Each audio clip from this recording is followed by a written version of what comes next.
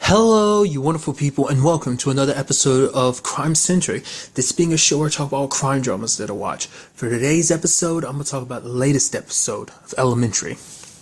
So this week's case dealt with a guy named Bennett, who basically, him and his partner Mark kind of basically constantly jump off of places, kind of turn it into a whole thing, videos and stuff like that.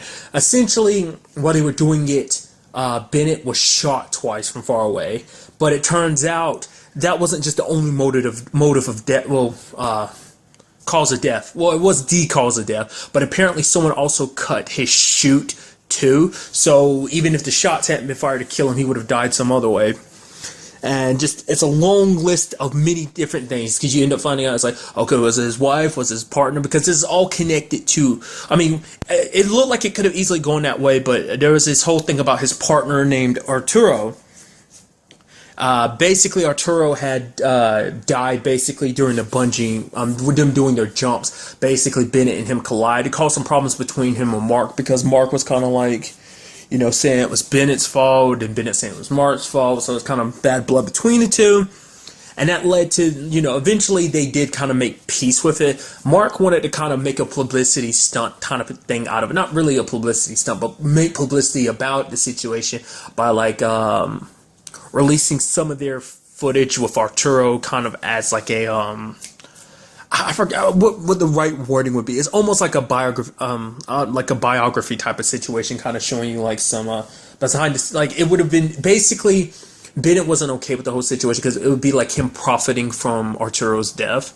So they didn't appreciate that because this jump they were doing was supposed to be a final jump, kind of like a farewell to him. It's like, we'll do this one last jump for his sake. Now what we end up finding out is like there's like a crap ton of money, was it like $500,000 in his bank account. And basically his team back when he was in the military, he was with a whole bunch of dudes that there was some money that kind of went missing. The money was supposed to go towards the Iraq war. Some of it went missing, and Sherlock ended up talking to one of the dudes, which led to an interesting conversation where Sherlock was like, I know you have a gun on you and everything. I'm just going to warn you, it's not the wisest thing to shoot me because like a lot of people know about this whole situation. So my whereabouts and stuff like that are kind of known. So if anything happens to me, it will kind of bite you in the ass. But, so I wouldn't advise shooting. And he's like, I'll take that under advisement, which was kind of like a dick thing to say because it's almost like you're saying like, I guess in the situation, he's a well-trained soldier. It's kind of like, so if you kind of get too much in my business, I'd take you out if necessary. Turned out it didn't need to be that way because apparently this dude kind of he did take some of the money, but it wasn't like Bennett was blackmailing him or anything like that, because Bennett was writing a book because that's how he got this whole information. Because he picked up the book Arturo was supposed to write it. Because all the money was supposed to be going towards his family and stuff like that, supporting them and everything. And but it turns out, like there was like a one line in the book. I think it was like Bennett kind of picked it up and ended up writing a little bit of it and was like, oh, one regret. And it was the fact is that maybe he didn't take some of the money when he needed to. So what you end up finding out is that basically he got a loan from the military dude, because the military dude basically became a loan shark. He took his money, invested it, took the money he took and invested it and became a loan shark. And basically the money they found in Bennett's account was meant for that. So I just find it interesting. You just like, because it's like, loan sharks aren't necessarily a good thing, but I guess it's like when you come out of the military, you need something sustainable. It's just kind of like, hey, just kind of not the easiest thing, I guess, to readjust. Like this is coming from my own mind. It's not like I've had personal experience with it. So I'm just assuming like it's not the easiest way to kind of readjust to life. And it's just kind of like, well, you see other people profiting off of war and stuff like that. It's like, why not take a little slice of that pie? Who's going to really miss it? So. And I love I almost completely skipped over is how Sherlock came upon the information. I guess it's someone from his meetings and stuff like that. There was a soldier that was kind of, and he's like, basically he's like, yo, I've done this and that stuff from you. I've flown you around with my helicopter, got you like, didn't he also say like there were some drones he had fly around gathering information for Sherlock on some occasions? He's like, helicopter rides, some stuff like that. He's like, all the, like when you add up everything I've kind of done for you, it's kind of like we're square. And then Sherlock's like, okay, so basically by your look, the fact is you're looking a little haggard. I guess I can only assume that you and your girl, you and that on and off situation of yours are kind of done. It's like, so how about I point out this girl that might like you? He's like, oh, listen to all these different girls from their meetings and stuff. He's like, Joan. He's like, for one, if Joan was here, if Joan was interested in you, she wouldn't be off tending to something else. She'd be here. And it's just kind of interesting that that's how you bribe someone, by telling them, it's like, okay, so this person I like, who might like you. It's like, I find it interesting that that was enough to kind of tempt him. It's like maybe a little more icing on top, but I guess it's like, hey, you just got out of a relationship, and you need something to mend your heart, and just to find out, hey, there's someone that likes you. I mean, I guess it depends on you how long it's been since the breakup and stuff like that. Are you ready to move on and everything? Maybe he's ready to move on. I'm not trying to judge or anything. I'm just saying, just kind of interesting that that's all it took. It's like, oh yeah, this person likes you. I mean, really. It'd be kind of cool if you had a little bit more of an advantage. I mean, really, because winning over her heart and everything is it's like, hey, she likes you, so I guess that's the first step in everything. So, but nevertheless, the point of that's besides the point. That getting back to the point, basically, Bennett took his money to basically buy a bungee jumping plane. But the plane was meant to actually smuggle people in. One of the people he smuggled in is a guy who was kind of a Taliban warlord. He brought in his whole family and everything. I mean, it's kind of a little saddened when you look at it. It's because it was kind of like he was kind of the head of his village, and basically the Taliban came in and kind of forced him. It's like, hey, kind of submit to us. So he kind of took over the role, became part of the Taliban. It was out of necessity, out of survival, because if he didn't, a lot of people would have died, his family included. So he did what he had to, and then he basically worked with some people to kind of battle the Taliban. It's like, so he kind of turned his back on the Taliban. The moment those people kind of removed themselves from the situation, he was kind of left on his own to handle it, and the government wasn't going to help them. So the Taliban was like, we're not going to accept you because we can't trust you anymore. So he burned the village down, and now like he just had to get his family out of there. And so that's how Bennett came into this. I mean, two sides of this thing. One, you end up finding out the reason why the whole thing with Bennett, the attempted murder against him. Kind of another sad story is his wife, because you end up finding out that his wife was just upset because she's pregnant. So I was thinking, it's like, okay, because what would be your motive for killing him? It's like, just because you're pregnant, is that really going to be enough of a motive? It's like, okay, so was it he was so focused on his whole bungeeing, the jumping out of things, kind of the exhilaration behind it and stuff like that. But then again, it was like, no, this whole Arturo thing was supposed to be the last. So why would you kill him? It's like, oh, because he was having an affair and he was going to leave her. And it's kind of like, it doesn't justify what she did, but at the same time, you kind of feel bad for her, because you're kind of like, man, it sucks. He was going to leave you, which is kind of sucky. Why would you do that to not only is she your wife, she's your pregnant wife, making it doubly wrong that you were going to leave her. Makes you that much of a jerk for doing it. So, but that was one side of the mystery. The other side of the mystery, actually connected to it, is you end up finding out that the woman Bennett was having an affair with, is actually the daughter of said warlord that he brought in. And basically this whole situation to kill her was actually her brother, because of a situation because he'd kind of been brainwashed by the Taliban to have a very old way of thinking, of being like, not only getting associated with an American, but also sleeping with someone out of wedlock and stuff. Like, it's just very blasphemous. So that whole, it kind of, just because he was more so it's hard to say, because his values were kind of tailored by the old way of thinking, essentially, because it depends. Because I call it an old way of thinking, because some people still think that way, just because, you can't really change some people's minds and their upbringings and their beliefs. And it doesn't seem necessarily like the mom and dad agree with that, especially the way they kind of held their daughter at the end of the episode, just embraced her lovingly. So it seems like there was a part of them, it's like, even with that situation, it's not like they despise her, they still love her, they still care for her. So, because I guess no matter where you're from, some people don't always hold it to heart, but it's kind of nice to see that this dad does, that no matter what goes down, his little girl will always be his little princess. So that's why I just thought it was kind of interesting, because not a lot of people share that mentality. So it's kind of I don't know, it was just kind of interesting to see. It was just kind of, like I said, you get, I don't agree with what the brother did in no shape or form. It's nothing like that should justify you trying. Because it's not only was he about to kill that guy,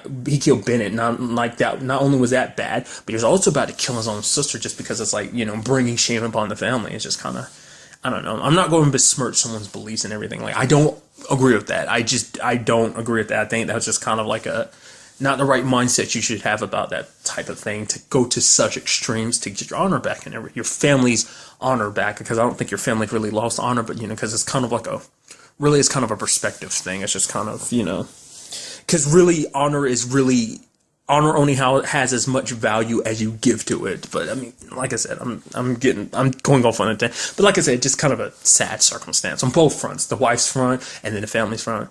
But like I said, I mean, sad, kind of like an okay-ish, but still a little sad ending.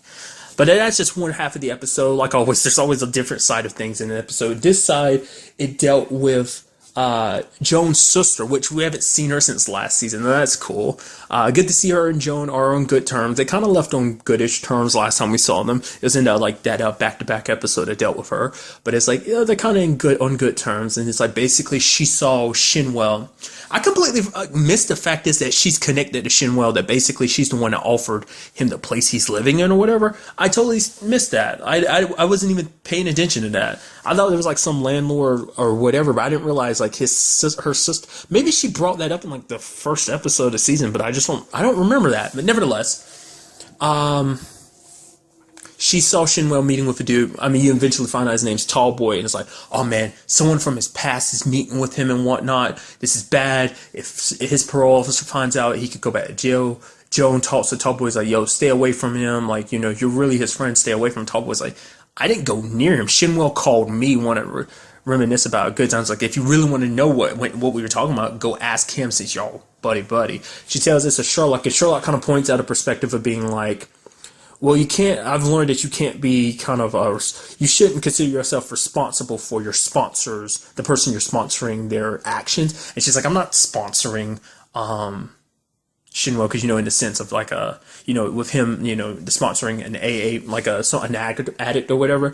And then Sherlock's kind of like, you kind of are, because the fact is that the way she's treating Shinwell is kind of the same way she treated Sherlock when she was sponsoring him, because it's like she's trying her best to keep Shinwell on the up and up, try to cut off all bad ties to his past and everything, which led to an interesting thing where we had Sherlock and Shinwell sit down and talk. It's always interesting when you see them kind of communicating and everything.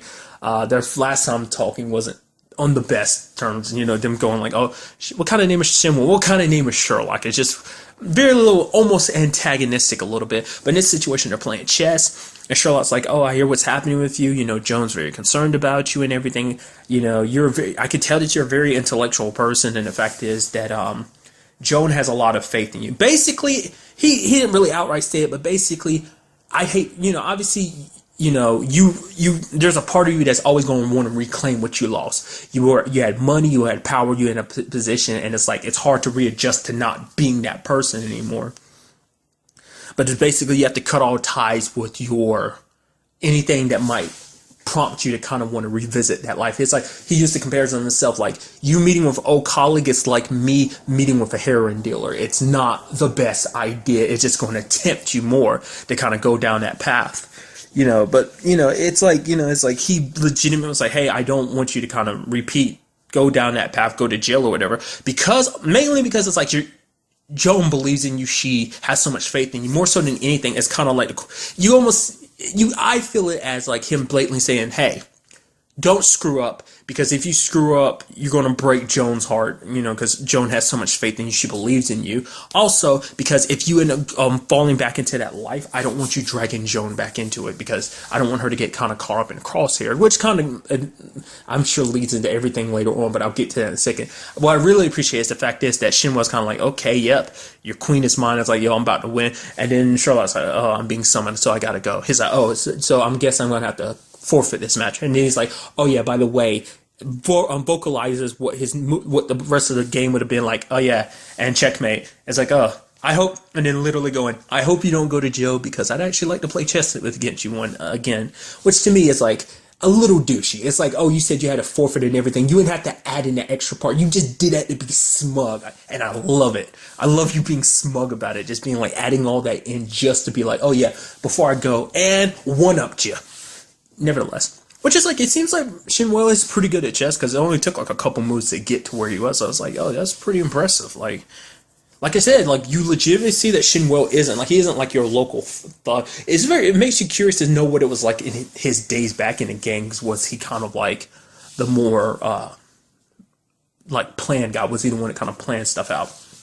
And nevertheless, Because it's not important to say what I was about to say. Anyway, at the very end of the episode, we have Joan coming over, and Shinwa's kind of like, yo, bounce. This is my life, and, it's not going to work out for me, and it's not going to work out for you. I don't need your help anymore. Like, because you're getting all up in my business. My business is my business. It's not yours. So get out. And then Joan's like, why are you doing it? He's just like, get out. He even like flips up the table just to kind of scare off, and you see her jump a little bit. And you see it in the look in Joan's eyes. She knows something's up. And Joan isn't stupid. She picked up immediately, even though and you can obviously tell Shinwa's trying to scare her away for multiple reasons. One, the last time we saw Shinwa, he was getting a meeting from that dude. That's right, because last time he popped out, I couldn't remember his character's name from Haven, but I remember now. It's the actor who played Tommy from Haven. I was sitting here, you wouldn't know how, I was sitting here for a couple of seconds, but that got cut out. But nevertheless, I say that, but I'm in the middle of recording this, so it's like I could easily end up skipping over that and completely forgetting to cut that out, but I'm pretty sure I cut that out, so you won't have to sit there waiting for it, but the amount of time I'm wasting explaining that is, it's redundant in a sense. But the fact is that the actor I'm just going to refer to him as Tommy for now. No, I can't. That's going to be too confusing. Anyway, home dude showed up and was kind of like, yo, bringing up Joan and everything. Like, yo, got her in your life and everything like that. Don't want her kind of interfering with our plans. So him plus his whole talk with Sherlock, he knows that Joan put so much faith in him, and he doesn't want her mixed up in this world because he legitimately cares about her. You can see it in his eyes. Like, he felt bad about pushing her away, especially because she's like the only person trying to extend an olive branch. Because it shows you that this whole situation Shinwell is a part of. You kind of felt like it was that from the beginning, but this kind of cements it even more. Whatever his situation is, he doesn't necessarily want to be back in that situation. He's kind of being dragged back into that world. But the question is, when he gets being dragged back in it, when he gets dragged back in it, will he stay willingly or will he try to find a way? The thing is, like, if he gets kind of sucked up in that world and gets a little taste of that power, will he be able to resist or will he dive right in? That is the question, and I'm very curious to see where that goes. Like I said, you can tell Joan is, I'm very curious to see what this is all about. Obviously, it's connected to his old days back in part of the gang and everything, but it's like, is the gang trying to bring him back in? Is the dude that who was talking to, was that guy like another lieutenant? Was he I don't think he's the guy that actually ran the gang. Maybe whoever the top dog in the gang is trying to pull Shinwell back in. It's like, yo, I hear you're out. Yo, you doing all these manual, like these like small time jobs, like spit bucketing at a boxing ring and stuff like that. Oh, currently don't have a job. And you're trying to get back your family. It's like, yo, I got the money for you. So trying to tempt him to be back in. Just very interested to see where that all goes. Because you do have like, this is kind of like a, that's not important, so I'm not going to say. Who cares? Anyway, I hate when I do that, because it sounds so stupid when I do that. Because it's like, that's kind of you entering my world a little bit, where I'm like, I'm thinking something, and I'm about to say it, and I'm like, no. Like, I vocally say, like, shut up and stop saying what you're thinking that you're about to say, but I need to stop. I'm just going to confuse you guys. Really, that's all I really had to say about this. Very interesting episode. Cannot wait till the next one. But to the next time we meet, be happy, be safe, love life to the fullest, enjoy it. Good day and goodbye.